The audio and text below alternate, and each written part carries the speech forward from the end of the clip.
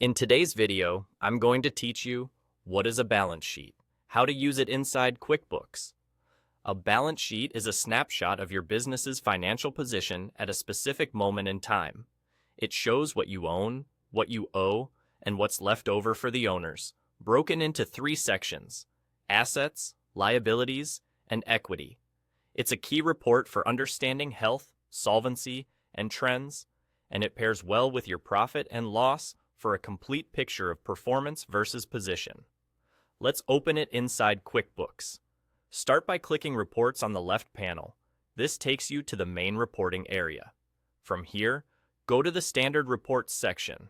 You'll see a variety of categories and common reports, but the fastest path is to search. Type Balance Sheet into the search bar and select the balance sheet report when it appears. QuickBooks will run it using your existing records, so everything you've entered, sales, bills, payments, and journal entries, flows directly into this snapshot.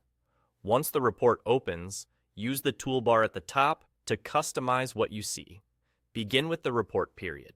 Choose the date or date range that reflects the moment you want to capture, like end of last month, last quarter, or a specific day.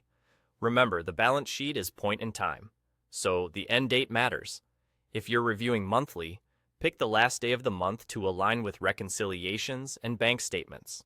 Next, adjust the included columns of data to make the report more informative.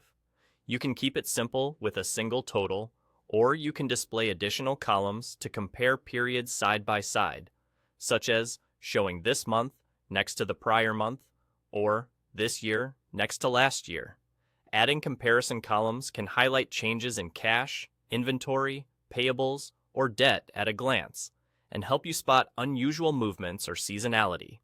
If your goal is quick oversight, a single total column keeps it clean. If your goal is analysis, comparison columns offer more context. As you review the report, scan the top for assets like bank accounts and receivables, the middle for liabilities such as credit cards and loans, and the bottom for equity. Assets should equal liabilities plus equity. That's the balance in balance sheet. If numbers seem off, double-check the report date and the columns you've included to make sure you're looking at the correct period. That's all there is to it. Click Reports, open the balance sheet from the Standard section, and use the toolbar to set the right date range and columns for your needs.